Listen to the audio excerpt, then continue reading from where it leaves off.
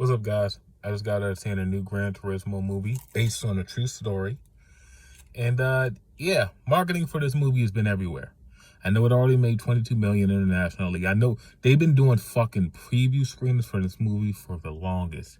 So its credit scores in the 50, but like I said, they've been doing preview screenings for this movie for weeks. So it's had a 98, 99% audience score for like 2 weeks because they did so many previews. And when you do previews for movies, people that are fans of the movie show up. So, of course, it has a high audience score.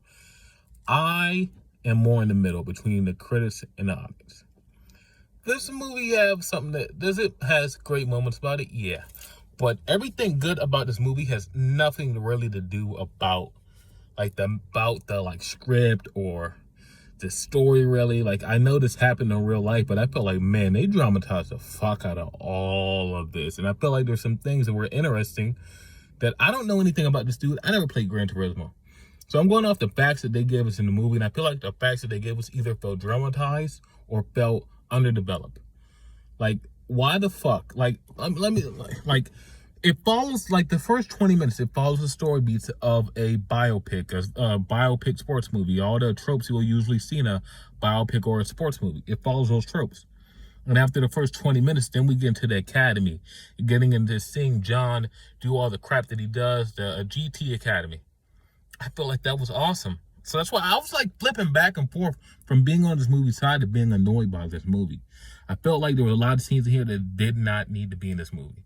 Like that whole Audrey side bit, I know nothing about this dude and I know nothing about this story other than what I've seen in this movie. But I'm going to assume that he is married to this woman because I don't know why the fuck she had so many scenes with this dude. I'm going to assume that they are married because I cannot fathom why the fuck her scenes were even in this movie. Like, he was having scenes with this girl. And I'm like, why the fuck ain't he talking to his daddy? I feel like that'd be a whole lot more interesting to watch him talk to his daddy. Motherfucker, your daddy told you go work in the fucking rail yard, or and now your ass is on. You won the GT Academy. Go talk to your daddy. I want to see your daddy. I know they were saving it to the end of the movie, but come on, he didn't talk to his daddy to the end of the movie. Like, come on. Like, I don't know what happened from when he had that accident to Le Mans. I feel like there's a lot of shit there that they just brushed over. I feel like there could have been something more interesting there.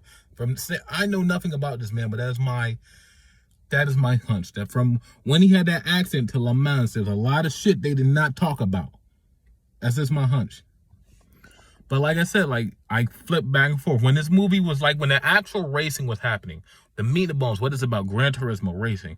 When they're doing the racing, the way the scenes were directed, the way it made you feel like you're watching a video game sometimes, and you're like, that was awesome. But when it went back to the tropes of a usual sports movie, that's when it was taking me down. And some of it was just really taking me down. When it went, like, David Harbour's great, and it makes all the scenes better. But like, even with him in it, when they went back to those usual sports tropes, usual sports movies, movie beats, it was bringing me down, man. It really was. But overall, I did like it. Like the racing scenes in this movie are just that good. Even like the usual sports movies, movie tropes, you'll be able to get over them.